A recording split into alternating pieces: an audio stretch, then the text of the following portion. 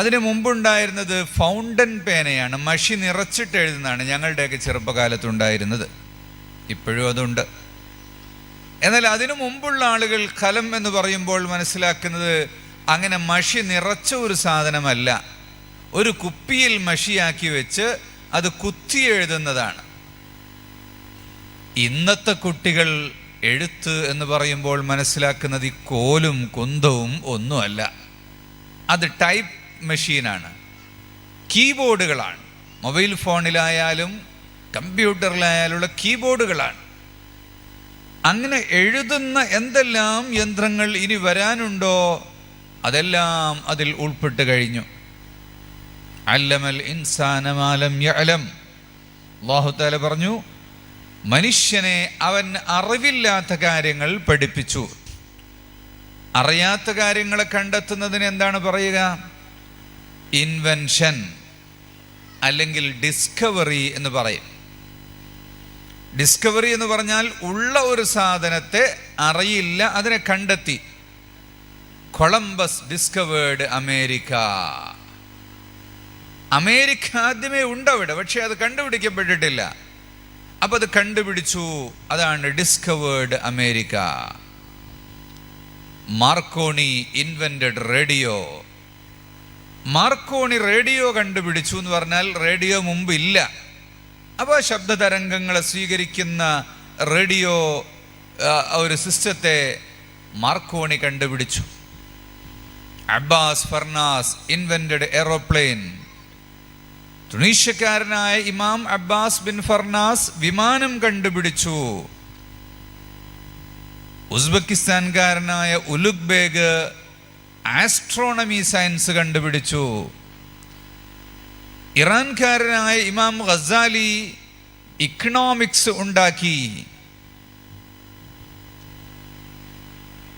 യൂനാൻകാരനായ സക്കരിയ റാസി ലോകത്ത് ആദ്യമായി സർജറി നടത്തി ഓപ്പറേഷൻ ചെയ്ത് ചികിത്സിക്കുന്നത് കണ്ടുപിടിച്ചു.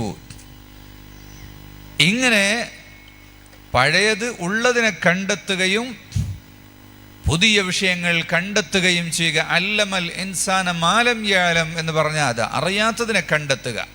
അല്ലാഹു തആല അറിയാത്ത കാര്യങ്ങളെ മനുഷ്യന് പഠിപ്പിച്ചു കൊടുത്തു. സയൻസ്. ബ്രെയിനിനെ കുറിച്ച് പറയുന്നു അതേ സൂറത്തിൽ തന്നെ. ഞാനിപ്പോൾ അതൊന്നും വിശദീകരിക്കാൻ ഉദ്ദേശിക്കുന്നില്ല. അങ്ങനെ മനുഷ്യ ജീവിതത്തിൽ ആവശ്യമുള്ള, ജീവിക്കാൻ ആവശ്യമായ മുഴുവൻ കാര്യങ്ങളെയും ഉപ്പ് തൊട്ട് കർപ്പൂരം വരെ,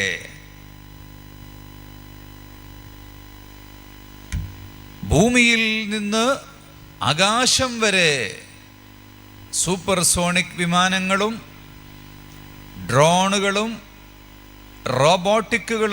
റോബോട്ടുകളും ആർട്ടിഫിഷ്യൽ ഇൻ്റലിജൻസും IoTയും എല്ലാം. വഅല്ലമ ആദമൽ അസ്മാഅ കുല്ലഹാ.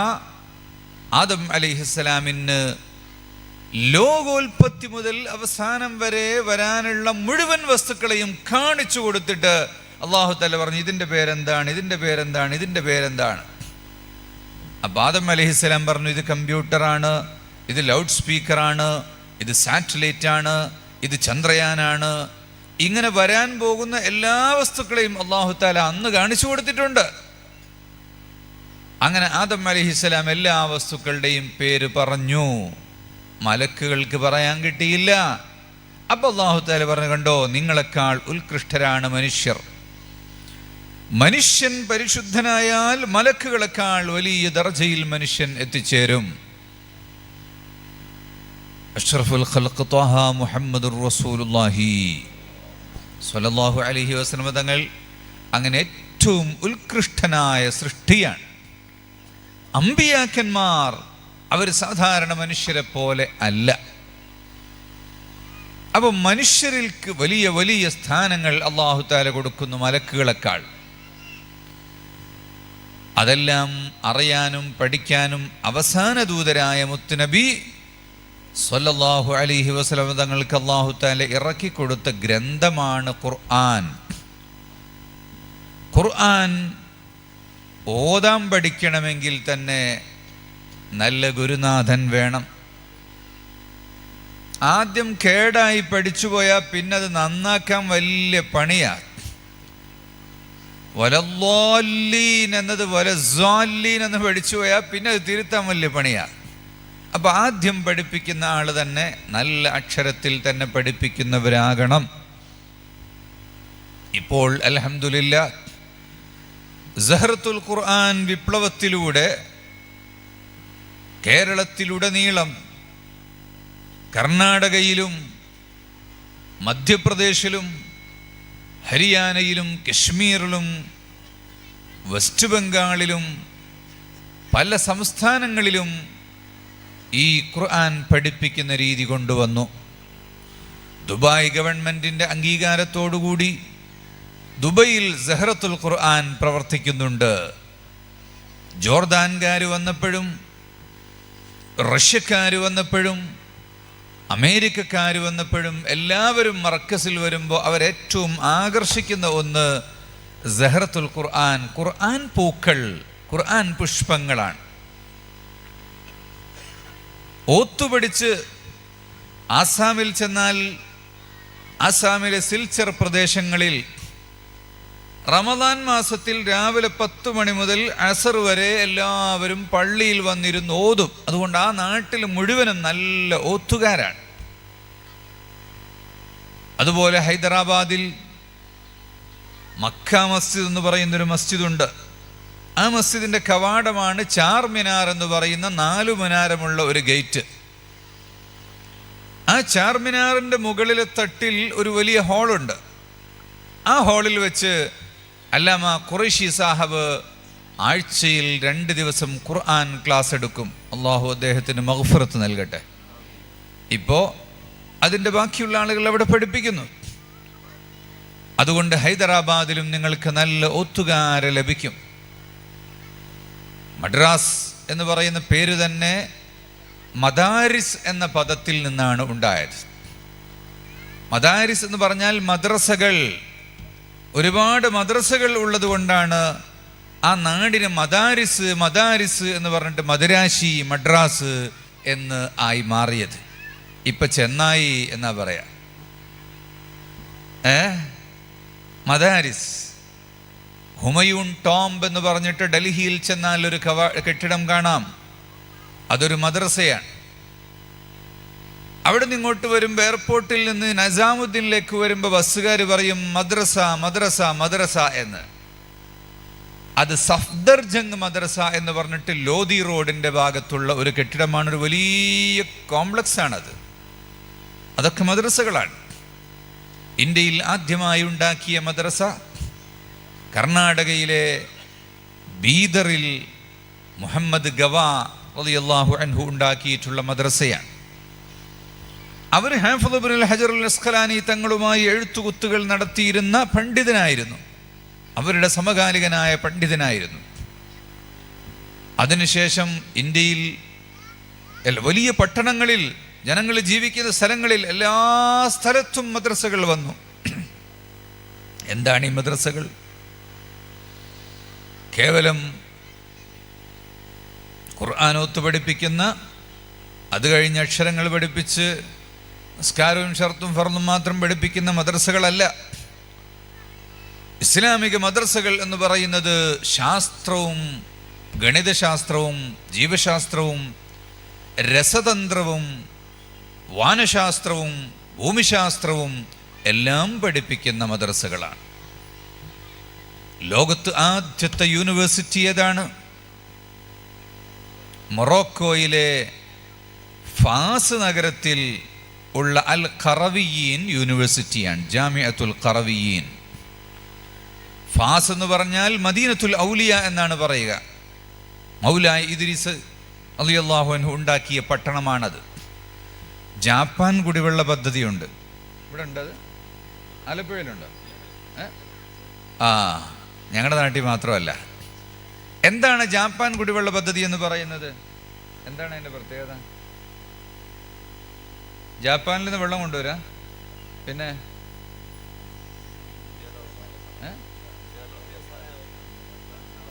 ജാപ്പാൻ ടെക്നോളജിയാണത്. Japan technology. ഷിബു ബേബി ജോൺ അല്ലേ എൻ്റെ മന്ത്രിയായിരുന്ന ആള്, ബേബി ജോണിൻ്റെ മകൻ, അദ്ദേഹം മർക്കസി വന്ന ഉസ്താദ് ചോദിച്ചു, എന്ത് പദ്ധതി ഉണ്ടാകുമ്പോഴും അതിനെക്കുറിച്ചൊരു വിവാദം ഉണ്ടാവുമല്ലോ, ഈ ജാപ്പാൻ പദ്ധതിനെ കുറിച്ച് യാതൊരു വിവാദവും ഇല്ലല്ലോ എന്ന്. അയാൾ പറഞ്ഞത് 2 ഗവൺമെൻറ് കാലത്തും മാറി മാറിയിട്ട് ആ പദ്ധതി ഓടുന്നുണ്ട്, അപ്പോൾ പിന്നെ അത് വിവാദമാകേണ്ട ആവശ്യമില്ല. എല്ലാവർക്കും കിട്ടുന്നുണ്ടെങ്കിൽ പിന്നെ അതിനെക്കുറിച്ച് തർക്കം ഉണ്ടാവൂലല്ലോ. ഈ ജാപ്പാൻ വെള്ളം എല്ലാ ആളുകൾക്കും കൊടുക്കും. എന്താണ് ജാപ്പാൻ പദ്ധതി എന്ന് പറഞ്ഞാൽ ഗ്രാവിറ്റേഷൻ തിയറി മുഖേന വെള്ളം എത്തിച്ചു കൊടുക്കുന്നതാണ്. കരണ്ടില്ലാതെ മലമുകളിൽ വെള്ളം സംഭരിച്ച് അവിടുന്ന് ഭൂഗുരുത്വാകർഷണ ബലം വഴി വെള്ളം കൊണ്ടുവന്ന് അങ്ങനെ അങ്ങനെ ഓരോ വീട്ടിലേക്കും എത്തിക്കുന്ന രീതിയാണ് ജാപ്പാൻ ടെക്നോളജി. നമ്മുടെ നാട്ടിൽ വന്നിട്ട് ഇപ്പോൾ 15 വർഷമായിട്ടേ ഉള്ളൂ. 1200 വർഷങ്ങൾക്ക് മുമ്പ് മൊറോക്കോയിലെ ഫാസ് പട്ടണത്തിൽ ഈ തിയറി നടപ്പിലാക്കിയിട്ടുണ്ട് മൗലായി ഇദ്രീസ്. എല്ലാ വീട്ടിലേക്കും വെള്ളം ഇങ്ങനെ വരും, കരണ്ടില്ല, കരണ്ട് ആവശ്യമില്ല, എല്ലാ വീട്ടിലും നാഫൂറകളുണ്ടാകും. അന്നത്തെ അൽ ഖറവീൻ എന്ന് പറയുന്ന യൂണിവേഴ്സിറ്റി എന്ന് പറഞ്ഞാൽ വലിയൊരു മസ്ജിദാണത്. ബ്രിട്ടീഷുകാരൻ യൂറോപ്യൻ തുണിയുടുക്കാതെ കടപ്പുറത്ത് ഞണ്ട് പെറുക്കുന്ന കാലമാണെന്ന്. അക്ഷരം പഠിക്കാതെ മുസ്ലിങ്ങൾ അന്ന് യൂണിവേഴ്സിറ്റി ഉണ്ടാക്കി. ഫാത്തിമ ഫിഹ്രിയ എന്ന് പറയുന്ന റളിയല്ലാഹു അൻഹ ഒരു സഹോദരിയാണ് തൻ്റെ പിതാവ് മരിച്ചപ്പോൾ കിട്ടിയ സ്വത്തുകൊണ്ട് നല്ല ഒരു മസ്ജിദ് ഉണ്ടാക്കുന്നത്. ആ മസ്ജിദാണ് ഈ യൂണിവേഴ്സിറ്റി. അതുകൊണ്ടാണ് പള്ളി എന്ന് പറയുന്നത്. ആ മസ്ജിദിൻ്റെ തൂണിൽ ഒരു മുസ്ലിയാരിരിക്കും, അദ്ദേഹം തഫ്സീർ ഓതിക്കൊടുക്കുന്നു. മറ്റേ തൂണിൽ വേറൊരു മുസ്ലിയാരിരിക്കും, അദ്ദേഹം അൽ കെമി അഥവാ കെമിസ്ട്രി ഓതിക്കൊടുക്കും. തൊട്ടടുത്ത തൂണിൽ വേറൊരാളിരിക്കുന്നു, വലിയ തലക്കെട്ടും താടിയുമായി. അദ്ദേഹം പഠിപ്പിക്കുന്നത് റിയാദയാണ് അഥവാ മാത്തമാറ്റിക്സ്. അതിൻ്റെ അപ്പുറത്ത് വേറൊരാളിരിക്കുന്നു, അദ്ദേഹം പഠിപ്പിക്കുന്നത് ഉക്ലൈദിസ് അഥവാ എൻജിനീയറിംഗ്. വേറെ ഒരാൾ പഠിപ്പിക്കുന്നത് അഫ്ലാക്കാണ്, വാനശാസ്ത്രം. മറ്റൊരാൾ പഠിപ്പിക്കുന്നത് ഭൂമിശാസ്ത്രം. ഇബ്നു ഖൽദൂൻ എന്ന് പറയുന്ന വിശ്വവിഖ്യാതനായ ഫിലോസഫിസ്റ്റിൻ്റെ കൈപ്പട കൊണ്ട് അദ്ദേഹം തന്നെ ഒപ്പിട്ട കിതാബ് ഫാസിൻ്റെ ലൈബ്രറിയിൽ എനിക്ക് കാണാൻ സാധിച്ചിട്ടുണ്ട്. അങ്ങനെ എല്ലാ ശാസ്ത്രവും മസ്ജിദിൽ ഒരു തൂണിൽ ഒരു ഉസ്താദ് ചാരിയിരിക്കും, കുട്ടികൾ വട്ടത്തിലിരിക്കും, അങ്ങനെ അവർ പഠിക്കും. വൈകുന്നേരമാകുമ്പോൾ ഈ കുട്ടികൾ ഓരോ സ്ട്രീറ്റിലുള്ള മദ്രസകളിലേക്ക് പോകും, അവിടെ താമസിക്കും. അവിടെ ഒരു മെൻറ്റർ രാത്രിയിൽ അവർക്ക് റിവിഷൻ ചെയ്യാൻ അവരെ സഹായിക്കും. ആ പള്ളിയുടെ ചുറ്റുഭാഗത്തുള്ള സ്ട്രീറ്റുകൾ, ഒന്ന് ബാബു സുന്നാഴീൻ ഇൻഡസ്ട്രിയലിസ്റ്റ് ഗേറ്റ്, ബാബു ഷമ്മാഴീൻ മെഴുകുതിരി വ്യവസായത്തിൻ്റെ ഗേറ്റ്, ബാബു സബ്ബാഗീൻ ചായം പൂശുന്ന ഡ്രസ് ഡൈയിങ് സ്ട്രീറ്റ്, ഇങ്ങനെ പറഞ്ഞ് ഫുഡിൻ്റെയും പലതരത്തിലുള്ള സ്ട്രീറ്റുകൾ കാണാം. ഇന്നും അവിടെ ചെന്നാൽ, നമ്മൾ രാവിലെ ചെന്നാൽ ഒരു ചെമ്പോട്ടി ഉണ്ടാവും, ഒരു ചെമ്പെടുത്ത് വെച്ച് ഇങ്ങനെ മേടതുണ്ടാകും. വൈകുന്നേരമാകുമ്പോഴേക്ക് ആകർഷകമായ ശൈലിയിലുള്ള വലിയൊരു പാത്രമായി അത് മാറിയിട്ടുണ്ടാകും. ഇന്നും ആ ഇൻഡസ്ട്രി അവിടെയുണ്ട്. അങ്ങനെ വ്യാവസായിക നഗരമായി ഒരു വിദ്യാഭ്യാസ കേന്ദ്രത്തെ മാറ്റി. അവരുടെ സഹോദരിയാണ് അന്തലുസിലെ പള്ളി ഉണ്ടാക്കുന്നത്, സ്പെയിനിൽ. അത് ലോകത്തെ ഏറ്റവും വലിയ ഒരു ഇതുപോലെയുള്ള കേന്ദ്രമായി മാറി. അങ്ങനെ യൂറോപ്യർ ഈ മസ്ജിദുകളിലേക്ക് പഠിക്കാൻ വേണ്ടി വരികയും മുസ്ലിംകളിൽ നിന്ന് ഈ വിദ്യകൾ പഠിക്കുകയും പഠിച്ചു പോകുമ്പോൾ അവർക്ക് വലിയൊരു കോട്ട് കൊടുക്കും. മൊറോക്കോയിലെ ജനങ്ങൾ മുസ്ഹഫ് തലയിൽ വെക്കാൻ വേണ്ടി തലയുടെ മുകളിൽ ഒരു പലക വെക്കും. വഫൗഖ കുല്ലി ദീ ഇൽമിൻ അലീം, ഖുർആനാണ് ഏറ്റവും മുകളിൽ വെക്കുക. അതാണ് ഇപ്പോൾ യൂണിവേഴ്സിറ്റികളിലൊക്കെ ബിരുദം കൊടുക്കുമ്പോൾ ഇങ്ങനെ ഒരു പലക വെച്ചത് കാണാം. ഇതിപ്പോൾ വെക്കുന്നത് എന്തിനാണെന്ന് അവർക്കറിയില്ല. പണ്ട് ഈ യൂറോപ്യന്മാർക്ക് ഇതൊന്നും അറിയില്ലല്ലോ. അങ്ങനെ കോട്ട് കൊടുക്കലും തലപ്പാവ് കൊടുക്കലും ഒക്കെ ഇസ്ലാമിക യൂണിവേഴ്സിറ്റികളാണ് ലോകത്ത് ആരംഭിച്ചത്. അതിനു മുമ്പ് യൂണിവേഴ്സിറ്റി തന്നെ ഇല്ല, ഒരു യൂണിവേഴ്സിറ്റിയും ഇല്ല. അസ്ഹർ വന്നപ്പോൾ മുഹമ്മദ് അലി പാഷായുടെ കാലത്ത് അദ്ദേഹം കുബ്ബയുടെ ആകൃതിയിലുള്ള ഒരു ചുവന്ന തൊപ്പിയും അതിന് ചുറ്റും ഒരു വെള്ളക്കെട്ടും കെട്ടിയിട്ടുള്ള ഒരു അടയാളം കൊടുക്കാൻ തുടങ്ങി. 1000 വർഷം മുമ്പ് സക്കരിയ റാസി എന്ന് പറയുന്ന വൈദ്യൻ ഓപ്പറേഷൻ ചെയ്തു, സർജറി ചെയ്തു. ഇബ്നു സീന എന്ന് പറയുന്ന വൈദ്യൻ സൈക്കോളജിക്കൽ ട്രീറ്റ്മെന്റ് നടത്തി. വൈദ്യശാസ്ത്രം, യുനാനി വൈദ്യശാസ്ത്രം അവിടുന്ന് വരുന്നതാണ്. ഇന്നിപ്പോൾ മർക്കസ് നോളജ് സിറ്റിയിൽ കേരളത്തിലെ ആദ്യത്തെ യുനാനി മെഡിക്കൽ കോളേജ് തുടങ്ങിയിട്ടുണ്ട്. ഇന്ത്യയിൽ 50 മെഡിക്കൽ കോളേജുണ്ട്. മാറാത്ത രോഗികൾ അവിടെ വന്ന് ചികിത്സിച്ച് മാറിപ്പോകുന്നു. മരിച്ച മനുഷ്യനെ എഴുന്നേൽപ്പിച്ചത് ഞാൻ കണ്ടു. റൂഹ് മാത്രം ബാക്കിയുണ്ട്, ബാക്കിയൊക്കെ മരിച്ചു പോയിട്ടുണ്ട്. ഹോസ്പിറ്റലിൽ ഈ അലോപ്പതി മെഡിക്കൽ കോളേജ് കൊണ്ടുപോയി വെന്റിലേറ്ററിലിട്ടു. ഡോക്ടർമാർ പറഞ്ഞു 2 ദിവസമേ നിൽക്കുള്ളൂ. അങ്ങനെ യുനാനി ഹോസ്പിറ്റലിൽ കൊണ്ടുവന്ന് ചികിത്സിച്ചു. 1 മാസമായപ്പോൾ മെല്ലെ കയ്യും കാലൊക്കെ അനക്കാൻ തുടങ്ങി. 3 മാസം കഴിഞ്ഞപ്പോൾ ഒരു ദിവസം അയാളിങ്ങനെ കോണി കയറി പോകുന്നത് എനിക്ക് കാണാൻ കഴിഞ്ഞു. കഷണ്ടിക്ക് ചികിത്സ ഉണ്ടോ? അസൂയക്കും ചികിത്സയില്ല, കഷണ്ടിക്കും ചികിത്സ ഇല്ല എന്നാണ് നമ്മൾ സാധാരണ പറയാറുള്ളത്. അസൂയക്ക് ചികിത്സയുണ്ട്. ഇമാം ഗസാലി റളിയല്ലാഹു അൻഹു ഇഹ്യാ ഉലൂമുദ്ദീനിൽ അത് പഠിപ്പിക്കുന്നുണ്ട്. ആ വിഷയം പഠിപ്പിക്കുന്ന ഒരുപാട് കിതാബുകൾ മശായിഖന്മാർ തർബിയത്ത് ചെയ്തുകൊണ്ട് അസൂയയെ ചികിത്സിക്കുന്നുണ്ട്. എന്നാൽ കഷണ്ടിക്കും മരുന്നുണ്ട്. മർക്കസ് യുനാനി മെഡിക്കൽ കോളേജിലെ ഡോക്ടർ 6 വയസ്സായ ഒരു പെൺകുട്ടിക്ക് തലയിൽ കഷണ്ടി വന്നു. പൈസക്കാരാണ്. കോഴിക്കോട് ബേബി മെമ്മോറിയൽ ഹോസ്പിറ്റലിലും അതിനുശേഷം മംഗലാപുരത്തെ മണിപ്പാൽ യൂണിവേഴ്സിറ്റിയുടെ കസ്തൂർബ മെഡിക്കൽ കോളേജിലൊക്കെ ചികിത്സിച്ചു. ഒരു ഫലവുമില്ല. അവസാനം യുനാനി ഡോക്ടർ അടുത്ത് വന്നു. അദ്ദേഹം തൻ്റെ ചികിത്സ നടത്തി, ഒരു പരീക്ഷണം നടത്തി. 6 മാസം കൊണ്ട് തലയിൽ നിറയെ മുടി വന്നു. ആ കുടുംബം നല്ല റാഹത്തായി, സന്തോഷമായി. ഡോക്ടർക്ക് തന്നെ ഒരു സംശയം, ഞാൻ ചികിത്സിട്ടനാണോ എന്ന്.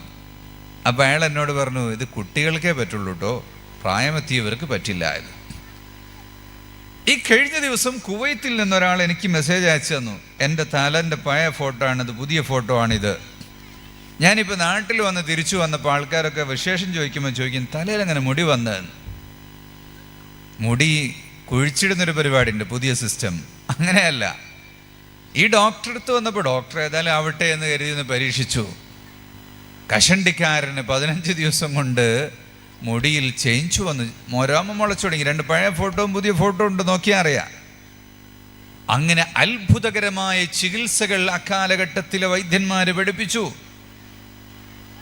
ഒരു വലിയ പൈസക്കാരൻ്റെ മകന് ഭയങ്കര പൊണ്ണത്തടിയാ. ആലപ്പുഴക്കാരനൊരാളുണ്ടായിരുന്നു മുമ്പ്, ഭയങ്കര പൊണ്ണത്തടിയുള്ള, ബോംബെയിൽ. അപ്പോൾ ഈ വലിയ പൊണ്ണത്തടിയുള്ള ആളെ ചികിത്സിക്കാൻ വേണ്ടി ലുഖ്മാനുൽ ഹക്കീം റളിയല്ലാഹു അൻഹുവിനെ വിളിച്ചു. അവർ വന്ന് നോക്കി, നരമ്പൊക്കെ പിടിച്ച് നോക്കി, കണ്ണിലൊക്കെ നോക്കിയിട്ട് പറഞ്ഞു, ഇത് 2 ആഴ്ച കൊണ്ട് മരിക്കും, ഇനി നമ്മൾ ചികിത്സിച്ചിട്ട് കാര്യമില്ല. അങ്ങനെ 2 ആഴ്ച കഴിഞ്ഞപ്പോൾ മൂപ്പര് വന്നു. ഒന്നുകൂടെ പിടിച്ചു നോക്കി, തടി കുറഞ്ഞിട്ടുണ്ട്. ഏതായാലും മരിക്കല്ല 2 ആഴ്ച കഴിഞ്ഞിട്ട്. പിന്നെ മൂപ്പര് ഭക്ഷണവും കഴിക്കുന്നില്ല, ഒന്നുമില്ല. അപ്പോൾ കുറഞ്ഞു തടി ഞാൻ കുറഞ്ഞു. അപ്പോൾ പറഞ്ഞു, ഇത് പെട്ടെന്നൊന്നും മരിക്കൂല, അത് സൈക്കോളജിക്കൽ ട്രീറ്റ്മെൻറ്റാ. മരിക്കും എന്ന് പറഞ്ഞപ്പോൾ ആ മാനസികാവസ്ഥയെ ചേഞ്ച് വരുത്തി തടി മെലിഞ്ഞു. അങ്ങനെ തോലൊക്കെ മൂപ്പര് തുന്നി റെഡിയാക്കിയിട്ട് സുമുഖനായൊരു ചെറുപ്പക്കാരനാക്കി മാറ്റി. ഇബ്നു സീനായുടെ കാലത്ത് ഇതുപോലെ തന്നെ വലിയൊരു കാരണവർ കുഴഞ്ഞുപോയി. പാരലൈസിസ് ബാധിച്ച് കിടന്നു. ഇബ്നു സീന ചെന്നിട്ട്, വലിയ പ്രതാപിയായ ആളാ, അയാളുടെ മുഖത്തിനാരും നോക്കൂല, ചെന്നിട്ട് നല്ല ചീത്ത പറഞ്ഞ്, തൊള്ളെ കിട്ടുന്ന എല്ലാം പറഞ്ഞിട്ട് ഭയങ്കരമായിട്ട് ചീത്ത പറഞ്ഞ്. അപ്പോൾ അയാൾ അങ്ങോട്ട് എഴുന്നേറ്റ്. കാരണം സഹിക്കാൻ കഴിയുന്നില്ല. കാത് കേൾക്കുന്നുണ്ട്, ബുദ്ധിയുണ്ട്, പൊങ്ങാൻ കഴിയാത്ത കുഴഞ്ഞു പോയതാ. അപ്പം ആ ചീത്ത പറഞ്ഞപ്പോഴുള്ള വികാരം കൊണ്ട് ഹൃദയം അങ്ങോട്ട് വർക്ക് ചെയ്തു, ബ്ലഡ് സർക്കുലേഷൻ ഉണ്ടായി, അയാൾ എഴുന്നേറ്റു. ഇത് സൈക്കോളജിക്കൽ ട്രീറ്റ്മെൻറ്റുകളാണ്. അങ്ങനെയുള്ള ചികിത്സകൾ മരുന്ന് കൊടുത്ത് കുടിപ്പിച്ച് വയറ് നിറച്ചിട്ടല്ല, പലതരത്തിലുള്ള തർത്തീബുകളിലൂടെയാണ് ഈ ചികിത്സകളെല്ലാം നടത്തുന്നത്. ഞാൻ ആ വിഷയം പറഞ്ഞപ്പോൾ അത് തന്നെ ഒരു സബ്ജക്റ്റായി പോകും, ഞാൻ അങ്ങോട്ട് പോവുകയല്ല. ഞാൻ പറഞ്ഞു വന്നത്, അങ്ങനെയുള്ള എല്ലാ വിഷയങ്ങളെയും വിശുദ്ധ ഖുർആനിനെ അടിസ്ഥാനപ്പെടുത്തിക്കൊണ്ടാണ് വൈദ്യന്മാർ കണ്ടുപിടിച്ചതും വളർത്തിയതും. അപ്പോൾ ഓത്തുപഠിക്കുക എന്നതാണ് മുഖ്യം. ഓത്തുപഠിക്കണം. ഓത്തുപഠിക്കണമെങ്കിൽ ഗുരുവിൻ്റെ അടുത്തുനിന്ന് പഠിക്കണം. നമ്മുടെ കുട്ടികളിപ്പോൾ നമ്മളെ ഇങ്ങോട്ട് പഠിപ്പിക്കും. 3 വയസ്സായ കുട്ടിയുടെ കയ്യിൽ മൊബൈൽ കൊടുത്താൽ അവൻ സിരി ഉപയോഗിച്ചിട്ട് പറയും മലയാളം സോങ് വരും. അപ്പോൾ നമുക്കറിയില്ല, ഈ കുട്ടികൾക്ക് അതെല്ലാം അറിയാം. അപ്പോൾ ആ കൊച്ചുപ്രായത്തിൽ കുട്ടികൾക്ക് ലഭിക്കുന്നത് നല്ല ശബ്ദങ്ങളായിരിക്കണം. ZQ സ്കൂൾ എന്ന് പറഞ്ഞാൽ ഖുർആൻ പഠിപ്പിക്കാൻ വേണ്ടി ഉള്ള ഒരു സ്കൂളല്ല. ZQ സ്കൂൾ എന്ന് പറഞ്ഞാൽ കുട്ടികൾക്ക് നല്ല ചിന്തകൾ ഉണ്ടാക്കാനും ബഹുമാനം പഠിപ്പിക്കാനും ജീവിതം പഠിപ്പിക്കാനുമുള്ള മോഡലാണ് അവിടെ. സഹറത്തുൽ ഖുർആൻ ക്ലാസ്സിൽ ആരൊക്കെ വന്നത് എന്ന് പറഞ്ഞ് ചൊല്ലി പഠിപ്പിക്കുന്ന സ്കൂളല്ല. നമ്മുടെ വീട്ടിലെ കുട്ടി പുറത്തുപോയി അയൽവാസിയുടെ വീട്ടിൽ ചെന്ന് കുറച്ച് കഴിഞ്ഞിങ്ങോട്ട് വരുമ്പോൾ നേരത്തെ പറയാത്ത ചില വാക്കുകൾ കുട്ടി പറയും, അല്ലേ? അവൻ കൂട്ടുകാരുടെ അടുത്ത് കേട്ട് പഠിക്കും. നല്ല കുട്ടികളാണോ നല്ലത് കേട്ട് പഠിക്കും, ചീത്ത കുട്ടികളാണോ ചീത്ത കേട്ട് പഠിക്കും. അപ്പോൾ അവൻ കേട്ട് പഠിക്കും, പഠിപ്പിക്കുകയല്ല. സ്കൂളാണോ അത്? അതുപോലെ തന്നെ ഇനി വീട്ടിൽ നിന്ന് ഉമ്മ പാടുന്നത്, തൊട്ടിലാട്ടുന്ന സമയത്ത് ഉമ്മ പാടുന്നു, തൊട്ടിലിൽ കുഞ്ഞിനെ ഇട്ടുകൊണ്ടിങ്ങനെ ആട്ടുകയാണ്. അസ്സലാത്തു വസ്സലാമു അലൈക യാ റസൂലല്ലാഹ്, അസ്സലാത്തു വസ്സലാമു അലൈക യാ ഹബീബല്ലാഹ്, ലാ ഇലാഹ ഇല്ലല്ലാഹു ലാ ഇലാഹ ഇല്ലല്ലാഹ്, ലാ ഇലാഹ ഇല്ലല്ലാഹു മുഹമ്മദുർ റസൂലുള്ളാഹ്. കുട്ടി ഉറങ്ങാൻ വേണ്ടി പാട്ട് പാടുകയാണ്. ഉമ്മ പഠിച്ച പാട്ടാണ് പാടുക. ആധുനിക സഹോദരിമാർ എന്തു പാട്ടാ പാടുക എന്ന് എനിക്കറിയില്ല. എന്തായാലും നല്ലത് പാടിയാൽ കുട്ടികൾ അത് കേട്ട് പഠിക്കും, ചീത്ത പാടിയാൽ അത് കേട്ട് പഠിക്കും. TV തുറന്നു വെച്ചാൽ അത് കണ്ടുപഠിക്കും. ചില കുട്ടികൾ കണ്ടില്ല തുണി ഉടുക്കാതെയൊക്കെ നടക്കുന്നത്. എന്തുകൊണ്ടാണത്? അവരുടെ വീട്ടിൽ ടെലിവിഷൻ ഉണ്ടാകും. അപ്പോൾ അതിൽ കാണുന്ന ചിത്രങ്ങൾ കാണുമ്പോൾ അവർ വിചാരിക്കും ഇങ്ങനെയാണ് മനുഷ്യൻ നടക്കേണ്ടത് എന്ന്. അപ്പോൾ മാഹൗൽ, അവരുടെ ചുറ്റുപാട് എന്താണോ അത് പഠിക്കും. അപ്പോൾ സഹറത്തുൽ ഖുർആൻ എന്ന് പറഞ്ഞാൽ ഈ ക്ലാസ് റൂമിൽ വരുമ്പോൾ കുട്ടികൾ ഇങ്ങനെ പലതരത്തിലുള്ള കളറുകളും ചിത്രങ്ങളും പലതും കാണും. അക്ഷരങ്ങളൊന്നും കാണൂല. ഇങ്ങനെയുള്ളൊരു ചിത്രം, ഇങ്ങനെയുള്ളൊരു ചിത്രം, ഇങ്ങനെയുള്ളൊരു ചിത്രം. അവർക്കിതെല്ലാം ചിത്രമാണ്. ആ ബ ജ എ ബി സി ഇതെല്ലാം അവർക്ക് ചിത്രമാണ്. ABCDEFG എന്ന് പഠിപ്പിക്കൂല. ആ എ എന്ന് എഴുതിയാൽ എന്താ പഠിപ്പിക്കുക? ആ ബി എഴുതിയാൽ എന്താ പഠിപ്പിക്കുക? ബ. സി എന്താ പഠിപ്പിക്കുക? ക. ആ ബ ക ഡ അങ്ങനെ പഠിപ്പിക്കുക. പഴയ കാലത്തെ സ്കൂളിൽ ABCD എന്നാ വായിക്കുക. എ എന്ന് എഴുതിയാൽ പിന്നെ എ എന്ന് വായിക്കണ്ടേ? എ എന്ന് എഴുതിയിട്ട് ആ എന്നാണ് വായിക്കുക. അപ്പോൾ പിന്നെ എ എന്ന് പറഞ്ഞു കൊടുക്കേണ്ട കാര്യം എന്താ? അപ്പോൾ എന്താണോ വായിക്കേണ്ടത് അതാണ് ZQവിൽ പഠിപ്പിക്കുക. ഇംഗ്ലീഷിലും അറബിയിലും മലയാളത്തിലും ഒക്കെ. അപ്പോൾ കുട്ടികൾക്ക് ഈ ചിത്രം ഇങ്ങനെ വിതറി കൊടുക്കും. അതിൽ നിന്ന് ആയും ബായും ജീമും ഒക്കെ കുട്ടികൾ തിരഞ്ഞെടുക്കും. അങ്ങനെ അവർ മെല്ലെ മെല്ലെ പഠിക്കും. ഇതൊക്കെ അവർ കളിക്കുകയാണ്. കളിക്കുന്നതിനിടയിൽ അവർ അക്ഷരം പഠിക്കുന്നു, ഇംഗ്ലീഷ് പഠിക്കുന്നു, മലയാളം പഠിക്കുന്നു, അറബി പഠിക്കുന്നു, കൂട്ടി വായിക്കാൻ പഠിക്കുന്നു, ചുവരി നോക്കി ചിത്രങ്ങൾ പഠിക്കുന്നു. അപ്പോൾ അവർ ഇവിടെ 2-3 ടാങ്കുകൾ കാണാം.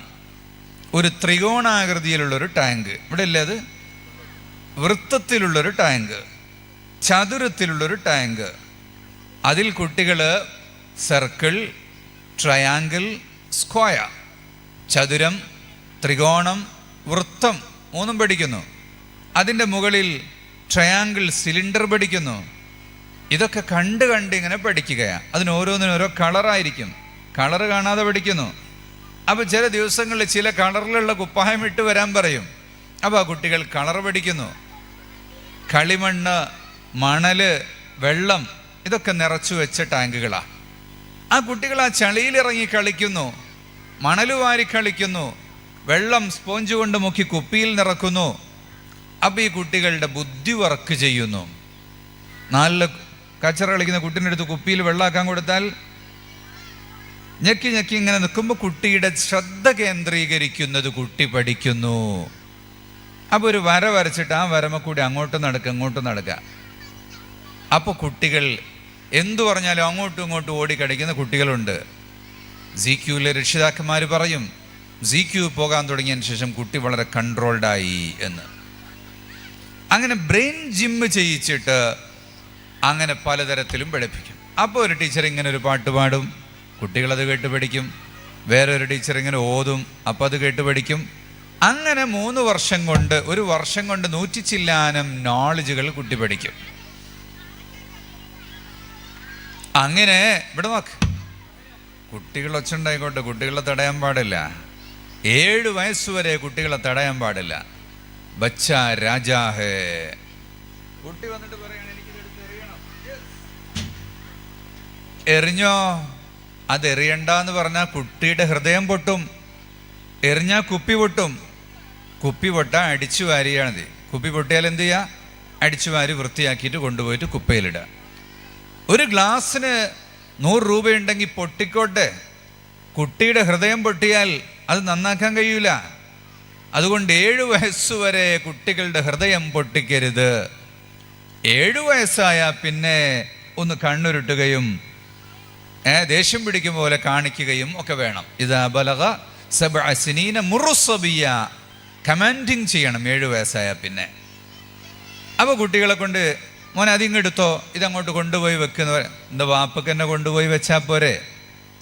വാപ്പയ്ക്ക് കൊണ്ടുപോയി വെച്ചാലൊക്കെ മതി. പക്ഷെ കുട്ടിയെ അനുസരണം ശീലിപ്പിക്കണം 7 വയസ്സ് മുതൽ തന്നെ. 10 വയസ്സായാൽ നിസ്കരിക്കാത്ത കുട്ടിയെ ചെറിയ വടിയെടുത്ത് മെല്ലെ കൊട്ടുകൊടുക്കണം. പൊട്ടിക്കല്ലേ, അടിച്ചെന്ന് കുട്ടിക്ക് തോന്നാൻ വേണ്ടിയാ, അടിച്ചു പൊട്ടിക്കാൻ വേണ്ടിയല്ല. 10 വയസ്സ് കഴിഞ്ഞാൽ ആധുനിക സൈക്കോളജിസ്റ്റുകൾ, മണ്ടൻ സൈക്കോളജിസ്റ്റുകൾ ചിലപ്പോൾ പറയും വടി കാണിക്കാൻ പാടില്ല. അത് മഹാബദ്ധമാണ്. ഇന്നത്തെ ഈ റിപ്പർ ചന്ദ്രന്മാരെയും കൊലപാതകികളെയും മുഴുവൻ ക്രിമിനലുകളെയും ഉണ്ടാക്കുന്നത് ലിബറലൈസേഷൻ്റെ ഭാഗമായി നടത്തിക്കൊണ്ടിരിക്കുന്ന ഈ മണ്ടൻ സൈക്കോളജികളാണ്. പക്ഷെ ZQ പഠിക്കുന്ന കുട്ടികളൊക്കെ 7 വയസ്സിന് താഴെയുള്ളവരാ. അപ്പോൾ അവിടെ വടി ആവശ്യമില്ല, ആ വഴിക്ക് തന്നെ വടി വരാൻ പാടില്ല. നമ്മുടെ വീട്ടിൽ ഒരു വടി വേണം എപ്പോഴും. വീട്ടിലേക്ക് കയറി വരുന്ന സ്ഥലത്തൊരു വടി, അതൊരു അടയാളമാണത്. പഴയ തോക്കുണ്ടെങ്കിൽ ഒരു തോക്ക് അവിടെ വെച്ചാൽ മതി. കടന്നു വരുന്ന വഴി ഒരു ആയുധമാണ് എപ്പോഴും വേണ്ടത്. ലൈസൻസ് ഇല്ലാത്ത തോക്കൊന്നും ആരും കൊണ്ടുപോയി വെക്കണ്ട, മോഡൽ ഉണ്ടാക്കി വെച്ചാൽ മതി. സോ കുട്ടികൾ അങ്ങനെ ഓരോന്നും പഠിക്കുന്നു. അങ്ങനെ ഒരു വർഷം കൊണ്ട് ഒരു 10 സൂറത്ത് കാണാതെ പഠിക്കും. ഒരു 3 വർഷം കഴിയുമ്പോൾ ഒരു ജുസ് കാണാതെ പഠിക്കും. 30 ജുസും നോക്കി ഓതാൻ പഠിക്കും. എൻ്റെ കുട്ടി പഠിച്ചിട്ടുണ്ട്. രണ്ടാമത്തെ കുട്ടി ZQ പഠിച്ചു. 1ാമത്തെ കുട്ടി ഓർഡിനറി KG പഠിച്ചു. 2ാമത്തെ കുട്ടി ഇംഗ്ലീഷ് നന്നായി പറയും. 1ാമത്തെ കുട്ടിക്ക് അത്ര പറയാൻ കിട്ടൂല. അന്ന് മങ്കൂസ് മൗലിദ് നോക്കിയിട്ട് കുട്ടികൾ ഓതും. കാണാതെ പഠിക്കുക എന്ന് പറഞ്ഞാൽ അത് ചൊല്ലി ഇങ്ങനെ ആർക്കും പഠിക്കാൻ കഴിയും. നോക്കി പഠിക്കുന്നു എന്ന് പറഞ്ഞാൽ അതിൻ്റെ അർത്ഥം അവർക്ക് ആ അക്ഷരം കാര്യങ്ങളൊക്കെ മനസ്സിലായി എന്നാ. നോക്കി ചൊല്ലുന്നതും കാണാതെ ചൊല്ലുന്നതുമായിട്ട് നോക്കി ചൊല്ലാനാണ് കഴിവ് വേണ്ടത്. മങ്കൂസ് മൗലിദും മുഹീദ്ദീൻ മാലയും ബുർദയും ഒക്കെ കുട്ടികൾ ഇങ്ങനെ ഓതും. അങ്ങനെ കുട്ടികൾക്ക് നല്ല മാനേഴ്സ് പഠിക്കും.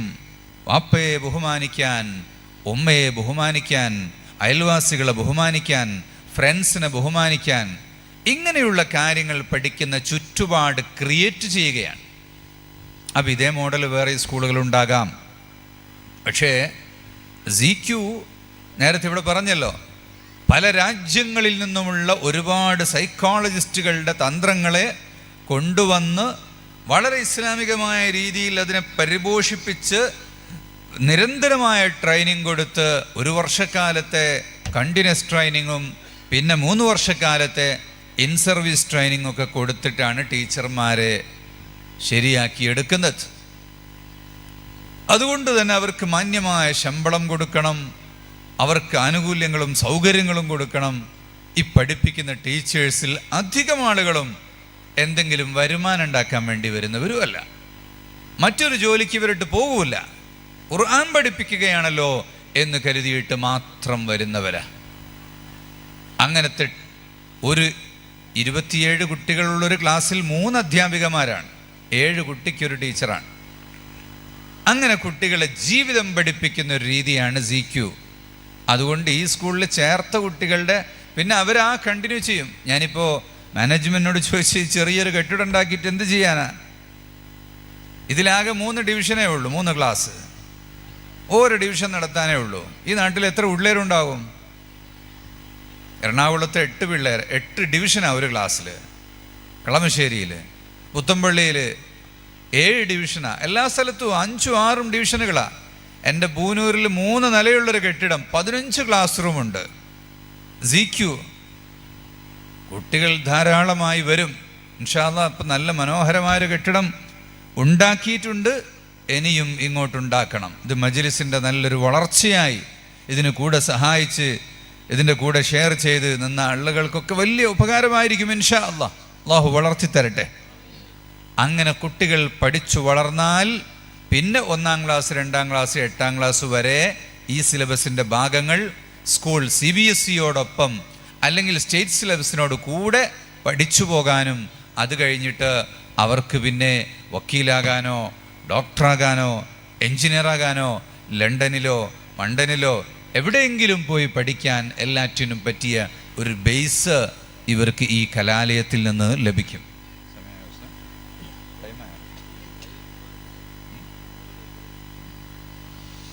അതുകൊണ്ട് നാം വളരെ നന്നായി പഠിക്കണം. മറ്റൊന്ന്, ഈ കുട്ടികൾ പഠിക്കുന്നതോടൊപ്പം വീട്ടിൽ ചെന്നാൽ ആരാണ് പഠിപ്പിച്ചു കൊടുക്കേണ്ടത്? ഉമ്മമാരാണ്. അതുകൊണ്ട് ഉമ്മമാർക്ക് മാസത്തിലൊരിക്കൽ ക്ലാസ് ഉണ്ടാകും. അപ്പോൾ അവർക്കും ഖുർആൻ പഠിക്കും, അവരതുപോലെ പൊതുവായ നല്ല മാനേഴ്സ് എല്ലാം പഠിക്കും. അപ്പോൾ ഭർത്താവിന്ന് ഇരുന്നിങ്ങനെ ഓതുമ്പോൾ ഭാര്യ പറയും, അത് ശരിയായില്ല ചേട്ടാ. അപ്പോൾ പിന്നെ മൂപ്പർക്കും ഉണ്ടാവും, അവൾ എന്നെ പഠിപ്പിക്കുകയോ. അപ്പോൾ മൂപ്പർ മെല്ലെ പള്ളിയിൽ പോയിട്ട് ഞാനും അതിനേക്കാളപ്പുറം പഠിക്കട്ടെ എന്ന് കരുതും. ഭർത്താക്കന്മാരും പഠിക്കാൻ തുടങ്ങും.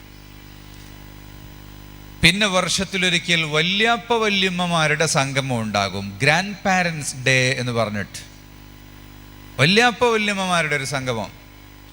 അപ്പം നാട്ടിലുള്ള മുഴുവൻ ജനങ്ങളിലും ഒരു ഖുർആനിക പ്രകാശം ഉണ്ടാകും. ഖുർആൻ നന്നായി പഠിച്ച കുട്ടിയാണെങ്കിൽ ഏത് മതക്കാരനോടും അവർ ബഹുമാനം കാണിക്കും, ഏത് മതക്കാരനോടും അവർ സൗഹാർദ്ദം കാണിക്കും. അവർ ഈ നാട്ടിൽ നന്മയ്ക്ക് വേണ്ടി നിലകൊള്ളും. അതുകൊണ്ടാണ് സൂഫിയാക്കൾ ഉണ്ടായിരുന്ന കാലത്ത് ഈ നാട്ടിൽ വർഗീയ സംഘടനകൾ ഇല്ല. ഖജാ മുഈനുദ്ദീൻ ചിശ്തിയിൽ അജ്മീരി ഖദ്ദസല്ലാഹു സിർറഹു, ലക്ഷക്കണക്കിന് ആളുകളാണ് അവരുടെ വഴിയിലൂടെ ഇസ്ലാമിലേക്ക് വന്നിട്ടുള്ളത്. രാജസ്ഥാനിലെ അജ്മീറിൽ ചെന്നാൽ നിങ്ങൾക്ക് കാണാം, അജ്മീർ ഒരു മുസ്ലിം പട്ടണം അല്ല. ഇന്നും അജ്മീറിൻ്റെ 4 കല്ല് കഴിഞ്ഞാൽ അതിൻ്റെ അപ്പുറത്തൊക്കെ ബ്രാഹ്മണന്മാരും ക്ഷത്രിയന്മാരും ഹിന്ദുക്കളാണ്. അജ്മീറിലെ നേർച്ചയ്ക്ക് ഇപ്പോഴും ചോറ് വിളമ്പാൻ വേണ്ടി ക്യൂ നിൽക്കുന്നത് അവിടുത്തെ ഹൈന്ദവ സഹോദരന്മാരാണ്. ഇസ്ലാമിലേക്ക് ആള് വന്നു എന്നതുകൊണ്ടൊന്നും അങ്ങനെ വർഗീയതയില്ല, ദേഷ്യവും ഇല്ല. ഇസ്ലാമിനെ പ്രസന്റ് ചെയ്ത് വേറെ രൂപത്തിൽ അതിനെ അവതരിപ്പിക്കുകയും അങ്ങനെ വാടാ എന്ന് പറഞ്ഞ് വിളിക്കുകയും ചെയ്യാൻ തുടങ്ങിയപ്പോൾ ഇസ്ലാമിന് ആളുകൾ തെറ്റിദ്ധരിക്കാനും വർഗീയതയുണ്ടാകാനും കാരണമായി തീർന്നു. സൂഫിയാക്കളുടെ മാർഗത്തിൽ അവരിലൂടെ ആളുകൾ ഇസ്ലാമിലേക്ക് എത്രയോ വരുന്നു. അവർ ഒരിക്കലും തന്നെ ഇസ്ലാമിനെ അങ്ങനെ പറഞ്ഞ് പ്രചരിപ്പിച്ച് ക്ഷണിക്കുന്നില്ല. അവരുടെ ജീവിതം കണ്ടിട്ടാണ് ആളുകൾ ഇസ്ലാമിലേക്ക് വന്നിട്ടുള്ളത്. ഇപ്പോൾ കണ്ടില്ലേ നിങ്ങൾ, പൗരത്വ ഭേദഗതി ആക്ട്, സിറ്റിസൺഷിപ്പ് അമെൻമെന്റ് ആക്ട്. ആ ആക്ടിലൂടെ ആളുകൾ വിചാരിക്കുന്നത് മുസ്ലിങ്ങൾക്കെതിരെയുള്ള ഒരു നിയമമാണ് എന്നാണ്. മുസ്ലിങ്ങൾക്കെതിരെയുള്ള ഒരു നിയമം അല്ല അത് ഈ രാജ്യത്തിൻ്റെ ഭരണഘടന വെട്ടിമുറിക്കുന്ന, ഭരണഘടനയുടെ കടക്ക് മുറിവെക്കുന്ന ഒരു ഏർപ്പാടാണ്. അതിലൂടെ മുസ്ലിംകളെയും അമുസ്ലിംകളെയും തമ്മിൽ മാറ്റി നിർത്താം എന്ന് ചിലർ സ്വപ്നം കണ്ടിരുന്നു. ഈ നാട്ടിലെ ബുദ്ധിയുള്ള മുഴുവൻ ഹിന്ദുക്കളും ക്രിസ്ത്യാനികളും ബുദ്ധന്മാരും ജൈനന്മാരും ബ്രാഹ്മണന്മാരുൾപ്പെടെ രംഗത്തു എന്ന് പറഞ്ഞു, ഞങ്ങളെല്ലാം ഒന്നാണ് ഈ വിഷയത്തിൽ. ഈ രാജ്യത്തിൻ്റെ സ്വാതന്ത്ര്യം ഞങ്ങളെല്ലാം കൂടെ ഉണ്ടാക്കിയതാണ്. ഞങ്ങളുടെ പിതാമഹന്മാർ കഠിനാധ്വാനം ചെയ്ത് ജീവൻ പണയം വെച്ചുണ്ടാക്കിയതാണ്. അത് നശിപ്പിക്കാൻ ഞങ്ങൾ അനുവദിക്കുകയില്ല എന്ന്. മുസ്ലിമീങ്ങൾക്ക് എന്തെങ്കിലും പേടിക്കേണ്ടതുണ്ടോ? അങ്ങനെ ഒരു പേടിയും പേടിക്കേണ്ട കാര്യമില്ല. ഇവിടെ പൗരത്വം ഉണ്ടായിട്ട് വല്ല കാര്യമുണ്ടോ? ആഖിറത്തിലേക്കാണ് കിട്ടേണ്ടത്. അപ്പം അതുകൊണ്ട് ഞാൻ നേരത്തെ പറഞ്ഞു, അല്ലാഹു തആല പറഞ്ഞതാണ്, നിങ്ങൾ നന്നായാൽ നിങ്ങളുടെ ഭരണാധികാരികൾ നിങ്ങൾക്ക് നന്മ ചെയ്യും, നിങ്ങൾ മോശമായാൽ ഭരണാധികാരികൾ നിങ്ങൾക്ക് ക്രൂരതകൾ ചെയ്യും. അതുകൊണ്ട് അവർക്കെതിരിൽ ദുആ ചെയ്യാൻ നിങ്ങൾ പോകണ്ട, നിങ്ങൾ നന്നാകാൻ നോക്കിക്കൊള്ളൂ. ദിക്റുകൾ വർദ്ധിപ്പിക്കുക. ഹസ്ബുനല്ലാഹു വനിഅമൽ വകീൽ, ഹസ്ബുനല്ലാഹു വനിഅമൽ വകീൽ, ഹസ്ബുനല്ലാഹു വനിഅമൽ വകീൽ, ഹസ്ബുനല്ലാഹു വനിഅമൽ വകീൽ, ഹസ്ബുനല്ലാഹു വനിഅമൽ വകീൽ, ഹസ്ബുനല്ലാഹു വനിഅമൽ വകീൽ, ഹസ്ബുനല്ലാഹു വനിഅമൽ വകീൽ, ഹസ്ബുനല്ലാഹു വനിഅമൽ വകീൽ, ഹസ്ബുനല്ലാഹു വനിഅമൽ വകീൽ, ഹസ്ബുനല്ലാഹു വനിഅമൽ വകീൽ, ഹസ്ബുനല്ലാഹു വനിഅമൽ വകീൽ, ഹസ്ബുനല്ലാഹു വനിഅമൽ വകീൽ, ഹസ്ബുനല്ലാഹു വനിഅമൽ വകീൽ, ഹസ്ബുനല്ലാഹു വനിഅമൽ വകീൽ, ഹസ്ബുനല്ലാഹു വനിഅമൽ വകീൽ, ഹസ്ബുനല്ലാഹു വനിഅമൽ വകീൽ, ഹസ്ബുനല്ലാഹു വനിഅമൽ വകീൽ, ഹസ്ബുനല്ലാഹു വനിഅമൽ വകീൽ, ഹസ്ബുനല്ലാഹു വനിഅമൽ വകീൽ. 19 പ്രാവശ്യം. എത്ര പ്രാവശ്യം? 19 പ്രാവശ്യം എല്ലാവരും എല്ലാ നിസ്കാരത്തിന് ശേഷവും ചൊല്ലുക. ഈ പ്രശ്നത്തിൽ നിന്ന് അല്ലാഹു തആല നമ്മെ രക്ഷപ്പെടുത്തട്ടെ. അതുപോലെ ഇസ്തിഗ്ഫാർ വർദ്ധിപ്പിച്ച് ചൊല്ലുക, സ്വലാത്തുകൾ ചൊല്ലുക, ഖുർആൻ വർദ്ധിപ്പിക്കുക. മുഅ്മിനീങ്ങൾക്ക് സുവർണ്ണ കാലഘട്ടമാണ്. ഞാൻ മനസ്സിലാക്കുന്നു ഇൻഷാ അല്ലാഹ് ഈ ഒരു സമരങ്ങളും കാര്യങ്ങളൊക്കെ കുറെ കൂടെ നീണ്ടുപോകും. 5-6 മാസം, ചിലപ്പോൾ 1 വർഷമൊക്കെ നീണ്ടു നിൽക്കും. അതിനിടയ്ക്ക് ഇന്ത്യയിൽ ധാരാളം ആളുകൾ ഇസ്ലാമിലേക്ക് വരാൻ സാധ്യതയുണ്ട്. ലോകത്തെന്നും അങ്ങനെയാ. ഇസ്ലാമിനെതിരെ കടന്നാക്രമണം എപ്പോഴൊക്കെ നടന്നിട്ടുണ്ടോ അവിടൊക്കെ ആളുകൾ ഇസ്ലാമിലേക്ക് ഇങ്ങനെ ഒഴുകി വരും. ഇസ്ലാമിനെ കേരളത്തിൽ പ്രചരിപ്പിച്ചിട്ടുള്ള ആളുകൾ ആരൊക്കെയാണ്? ഒന്ന് സാമൂതിരി രാജാവ്, അദ്ദേഹം മുസ്ലിമല്ല. സാമൂതിരി രാജാവ് കോഴിക്കോട്ടെ കടപ്പുറത്തുള്ള മുക്കുവന്മാരോട് പറഞ്ഞു, നിങ്ങൾ മുസ്ലിമായിക്കൊള്ളൂ. അതുകൊണ്ട് മീൻ പിടിക്കുന്ന ആളുകളെ കോഴിക്കോട്ട് പൂസ്ലാന്മാർ എന്ന് പറയാം. ഇവിടെ പറയോ പൂസ്ലാൻ? പൂസ്ലാൻ എന്ന് പറഞ്ഞാൽ പുതു ഇസ്ലാം, പുതു ഇസ്ലാം എന്ന് പറഞ്ഞാൽ പൂസ്ലാന്മാരെന്ന് പറയാം. അത് സാമൂതിരി രാജാവാണ് അവരെ മുസ്ലിമാക്കിയത്. എന്തിനാ മുസ്ലിമാക്കിയത്? അറബികൾ കച്ചവടത്തിന് ഇങ്ങോട്ട് വരാൻ വേണ്ടി. പിന്നെ ആരാണ് ഇവിടെ ഇസ്ലാം പ്രബോധനം ചെയ്തിട്ടുള്ളത്? കുമാരനാശാൻ, കുഞ്ചൻ നമ്പ്യാർ, വള്ളത്തോൾ, ഉള്ളൂർ, ഈ കവികളെല്ലാം ഇസ്ലാമിനെ നന്നായി പ്രചരിപ്പിച്ചു അല്ലേ? തൊട്ടുകൂടാത്തവർ, തീണ്ടിക്കൂടാത്തവർ, ദൃഷ്ടിയിൽപ്പെട്ടാലും ദോഷമുള്ളോർ അല്ലേ? കെട്ടില്ലാത്തോർ, പിന്നെ തമ്മിലുണ്ണാത്തോർ, ഒട്ടല്ലഹോ ജാതി കോമരങ്ങൾ. എത്രയോ കാതമകലെ നടക്കേണ്ടൊരേ ചെറുമൻ പോയി തൊപ്പിയിട്ടാൽ ചിത്രാഭവനത്തു ചാരത്തിരുന്നിടാം, ഒട്ടും പേടിക്കേണ്ട തമ്പുരാനെ എന്നൊക്കെ ഇങ്ങനെ പാടിയപ്പോൾ ഇവിടുത്തെ മനുഷ്യരെ പുലയനും ചെറുമനും അധകൃതനും എന്ന് പറഞ്ഞ് അടിച്ചു താഴ്ത്തി, അവൻ റോട്ടിലേക്ക് വരാൻ പാടില്ല, അവൻ റോട്ട് തുപ്പാൻ പാടില്ല, അവൻ്റെ കഴുത്തിൽ കൂജ കെട്ടി നടക്കണം, തിരിച്ചറിയാൻ പെരടിയിൽ ചൂല് കെട്ടി നടക്കണം എന്നിങ്ങനെ പറഞ്ഞിട്ടുള്ള ആചാരങ്ങളുണ്ടായപ്പോൾ ഈ കുഞ്ചൻ നമ്പ്യാരൊക്കെ പറഞ്ഞു, നിങ്ങളെല്ലാവരും മുസ്ലിം ആയിക്കൊള്ളൂ എന്ന് പറഞ്ഞു. അവർ മുസ്ലിം ആയിട്ടില്ല. അങ്ങനെ ഇസ്ലാമിനെ പ്രചരിപ്പിച്ചിട്ടുള്ളതൊക്കെ അത്തരം ആളുകളാണ്. അപ്പൊ പിന്നെ അതുപോലെ ഡെൻമാർക്കിലെ നബിതങ്ങളുടെ കാരിക്കേച്ചർ വരച്ചിട്ട് കളിയാക്കി. അന്ന് ആയിരക്കണക്കിന് ആളുകളാണ് ഇസ്ലാമിലേക്ക് വന്നത്.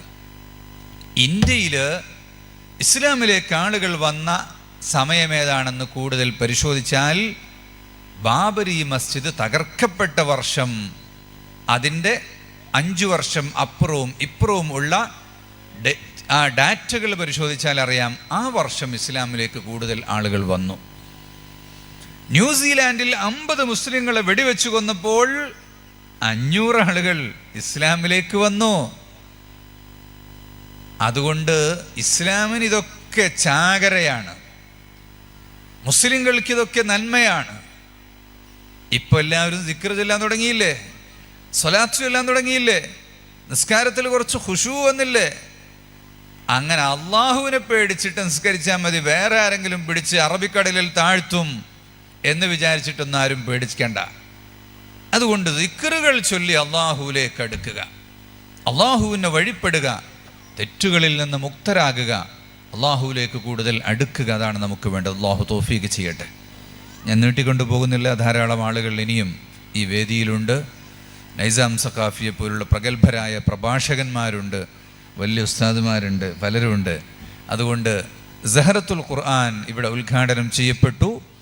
അത് ഇൻഷാ അള്ളാഹ് വളരെ നല്ല സംവിധാനത്തോടുകൂടി ഇനിയും വളർന്ന് അൽഹംദുലില്ലാഹ് നല്ലൊരു ക്യാമ്പസ്, നല്ല സ്മാർട്ട് ഗാർഡനും എല്ലാം ഇനി വരും. മണൽ മുറ്റത്ത് അങ്ങനെ തന്നെ വേണം, അവിടെ പേവിങ് ചെയ്യാൻ പാടില്ല. ഭൂമിയിൽ തന്നെയാണ് കുട്ടികൾ കളിക്കേണ്ടത്. മണലിൽ കളിക്കണം, ചളിയിൽ കളിക്കണം, അപ്പോഴേ ബുദ്ധി വർക്ക് ചെയ്യുകയുള്ളൂ. ഇന്നിപ്പോൾ പ്ലാസ്റ്റിക്കിൽ ജനിച്ച് പ്ലാസ്റ്റിക്കിൽ മരിക്കുന്ന അവസ്ഥയായതുകൊണ്ട് അതിൻ്റെ ഇടയ്ക്ക് പിന്നെ എവിടെയും മണ്ണ് തൊടുന്നില്ല. രോഗത്തിൻ്റെ ഒക്കെ പ്രത്യേക കാരണങ്ങൾ അതാണ്. മണ്ണിലൂടെ നടക്കണം. സ്വഹാബത്ത് റളിയല്ലാഹു അൻഹും അധിക പേരും ചെരുപ്പിടാതെയാണ് നടന്നിരുന്നത്. റസൂലുള്ളാഹി തങ്ങളെ രോഗം കാണാൻ പോകുമ്പോൾ പ്രത്യേകിച്ചും ചെരുപ്പൂരിയിട്ടാണ് നടക്കുക. അക്സറു സ്വഹാബ കാനു യസ്ജുദൂന അലൽ അർളി. സ്വഹാബത്ത് അധിക പേരും വിരിപ്പ് വിരിക്കാതെ നിലത്ത് തന്നെയാണ് സുജൂദ് ചെയ്തിരുന്നത്. നമ്മുടെ വീട്ടിൽ ചിലപ്പോൾ ഗ്രാനൈറ്റും മാർബിളൊക്കെ കല്ലുണ്ടാവും, എന്നാലും പിന്നെ അതിൻ്റെ മുകളിൽ കൊണ്ടൊരു മുസല്ലടും. എന്ത് മുസല്ലയത്? ചൈനക്കാരൻ്റെ മുസല്ല, ജാപ്പാൻകാരൻ്റെ മുസല്ല, നിസ്കാരത്തിൻ്റെ ഖുശൂ പോക്കി കളയുന്ന മുസല്ലകളാണ്. അപ്പോൾ കല്ലിൻ്റെ മുകളിൽ തന്നെ നിസ്കരിക്കണം, അല്ലെങ്കിൽ പലകയിൽ നിന്ന് നിസ്കരിക്കണം. ഞാൻ നിർത്തുകയാണ്. ഇൻഷാ അള്ളാഹ് മർക്കസ് നോളജ് സിറ്റിയിൽ ഒരു നാഗരിക സമൂഹത്തിൻ്റെ, ഒരു പട്ടണത്തിൽ ജീവിക്കുന്ന പട്ടണക്കാരൻ എന്ന് പറഞ്ഞാൽ എന്താണ്? ആൾക്കാർ പറയും അവൻ ഷെഹരിയാണ്, ഇവൻ ദേഹാത്തിയാണ്, ഇവൻ ഗ്രാമീണനാണ്, അവൻ നഗരവാസിയാണ് എന്ന് പറയും. നഗരവാസി എന്ന് പറഞ്ഞാൽ അവർക്ക് ജീവിതത്തിന് പ്രത്യേകമായ ഒരു സംസ്കാരമുണ്ടാകും, ഒരു മാറ്റമുണ്ടാകും. മദീനത്തുർ റസൂൽ സ്വല്ലല്ലാഹു അലൈഹി വസല്ലം തങ്ങൾ മദീനയെ ഒരു ഗ്രാമത്തെ നബി തങ്ങൾ പട്ടണം എന്ന് വിളിച്ചു. അവിടെ ഒരു കൾച്ചറൽ സെൻ്റർ ഉണ്ടാക്കി, അവിടെ ഒരു സൂക്കുണ്ടാക്കി, അവിടെ കൃഷിയിടങ്ങൾക്ക് ഭവന നിർമ്മാണത്തിന് പ്ലാനിങ് കൊണ്ടുവന്നു, ഹൗസിംഗ് പ്ലാനിങ് കൊണ്ടുവന്നു. അങ്ങനെ നബി തങ്ങൾ ഒരു നല്ല പട്ടണമുണ്ടാക്കി മദീന. ഒരു നഗരജീവിതം നയിച്ചു പഠിക്കാൻ. പക്ഷേ ഇതൊക്കെ ആകുമ്പോഴും മനുഷ്യൻ ശുദ്ധവെള്ളം കുടിക്കണം, ഈ മലിനർ വാട്ടർ കുടിക്കണം. ഇതെന്താ പറയാ? മലിനർ വാട്ടർ. മിനറൽ വാട്ടർ എന്ന് പറഞ്ഞാൽ മിനറലുകൾ ഉള്ള വെള്ളമാണ്. അത് കിണറ്റിന്ന് കോരിയാലേ കിട്ടുള്ളൂ. ഇതിൽ നിന്ന് എല്ലാ മിനറലുകളും ദൂരീകരിച്ച് ചത്ത വെള്ളമാണ്. ഇത് വെയിൽ കൊണ്ടിട്ടാണ് വാഹനത്തിൽ വരിക, അപ്പോൾ ഇത് മലിനമാകും. അതുകൊണ്ട് ഇതിൻ്റെ പേരെന്താണ്? മലിനർ വാട്ടർ. നമ്മൾ ഈ ഗ്രാമത്തിലും ഇതാണ് കുടിക്കുക. അലൂമിനിയം ഫോയിൽ, അതിലാണ് മീൻ ചുടുക. അലൂമിനിയം ഓക്സൈഡ്, എത്ര ഉഗ്ര വിഷമാണത്. അതിൻ്റെ പാത്രത്തിൽ തന്നെ ഭക്ഷണം വെച്ചാൽ തന്നെ കേടാണ്. നിരന്തരമായി വെക്കുമ്പോൾ ഈ ഫോയിൽ ഉപയോഗിച്ച കേട് പറയാനില്ല. മലിനമായ ഭക്ഷണം കഴിച്ചിട്ട് ആളുകൾ രോഗികളായിക്കൊണ്ടിരിക്കുകയാണ്. ഇപ്പോൾ ജ്യൂസ് കുടിക്കുന്നൊരു കോയിലില്ലേ, അത് നിരോധിച്ച്, വൺ ടൈം യൂസ് പ്ലാസ്റ്റിക് നിരോധിച്ചപ്പോൾ വ്യാപാരികളുടെ സമരം. പകരക്കാരനില്ലാതെ പ്ലാസ്റ്റിക് നിരോധിച്ചാൽ ഞങ്ങൾ ഒഴിവാക്കൂല, ക്യാൻസർ കൊടുക്കും, ഞങ്ങൾ ഒഴിവാക്കൂല എന്ന്. എന്ത് സമരമാണിത്? അപ്പോൾ നമ്മൾ പ്രകൃതിയുടെ കൂടെ ജീവിക്കണം എന്നാണ് ഇസ്ലാം പഠിപ്പിക്കുന്നത്. Sustainable community, sustainable society. Sustainable society, strong nation. അതാണ് മർക്കസിൻ്റെ 43-ാം വാർഷികത്തിൻ്റെ സ്ലോഗൻ, അതാണ് മുദ്രാവാക്യം, അതാണ്. അതുകൊണ്ട് മരങ്ങൾ നടുകയും കൃഷി ചെയ്യുകയും, കോഴിക്കോട്ടതാ 1.5 സെൻറ്റ് ഭൂമിയിൽ താമസിക്കുന്ന ഒരാൾ തൻ്റെ വീട്ടിൻ്റെ മുകളിലും താഴെയും കൃഷി ചെയ്ത് വീട്ടാവശ്യം കഴിച്ചുള്ള ബാക്കിയുള്ളത് പുറത്ത് വിൽക്കുന്നു. 5 സെൻറ്റ് ഭൂമി ഇല്ലാത്തവരാരെങ്കിലും ഉണ്ടോ? അപ്പോൾ കൃഷി ചെയ്യലൊക്കെ അത് സുന്നത്ത് റസൂലില്ലാഹി സ്വല്ലല്ലാഹു അലൈഹി വസല്ലമിൻ്റെ സുന്നത്തുകളാണ്. അങ്ങനെയുള്ളൊരു നല്ല ഉറച്ച സുന്നികളായി ജീവിക്കാൻ നമുക്ക് സാധിക്കണം. എങ്കിൽ ഈ നാട്ടിൽ പ്രശ്നങ്ങളില്ല, വക്കാണങ്ങളില്ല, ഇവിടെ ശാന്തിയും സമാധാനവും ഉണ്ടാകും. അള്ളാഹു തൗഫീഖ് ചെയ്യട്ടെ എന്ന് പ്രാർത്ഥിച്ചുകൊണ്ട് മർക്കസിൻ്റെ പുതിയ സംരംഭമായ നോളജ് സിറ്റി കാണാൻ വേണ്ടി രോഗികൾക്ക് ചികിത്സ തേടി വരാം, കുട്ടികളെ പഠിപ്പിക്കാൻ വേണ്ടി രക്ഷിതാക്കന്മാർക്ക് വരാം, കച്ചവടക്കാർക്ക് കച്ചവടം ചെയ്യാൻ വേണ്ടി വരാം, കാഴ്ചക്കാർക്ക് കാണാൻ വേണ്ടി വരാം. എല്ലാവർക്കും പറ്റിയ ഒരു വലിയ കേന്ദ്രമാണ്. അതിലുണ്ടാക്കുന്ന കൾച്ചറൽ സെൻറ്ററിൻ്റെ പൂർത്തീകരണത്തിന് അതിൽ ഭാഗവാക്കാകുക, ഞാനും കൂടെ അതിൻ്റെ ഒരു ഭാഗമായി മാറുക എന്നെല്ലാവരുടെയും ആഗ്രഹമാണ്. അതുകൊണ്ട് നിങ്ങളെല്ലാവരും അതിലേക്ക് നല്ല സംഭാവനകൾ കൂടി അർപ്പിച്ചുകൊണ്ട് ഏറ്റവും പെട്ടെന്ന് അത് പൂർത്തിയാക്കി ഉയർത്തിക്കൊണ്ടുവരാൻ വേണ്ടി എല്ലാവരും സഹായിക്കണം എന്നുകൂടെ ഓർമ്മപ്പെടുത്തി ബിസ്മില്ലാഹിർ റഹ്മാനിർ റഹീം എന്ന വാക്കിൽ ഈ കെട്ടിടം ഉദ്ഘാടനം ചെയ്ത് ഇന്ന ഫതഹ്നാ ലക ഫത്ഹൻ മുബീന എന്നുള്ള ആ വചനത്തിൻ്റെ അർത്ഥത്തിൽ ഇത് തുറന്നു കൊടുത്തുകൊണ്ട് വാക്കുകൾ അവസാനിപ്പിക്കുന്നു. അസ്സലാമു അലൈക്കും വറഹ്മത്തുള്ളാഹി വബറകാതുഹു.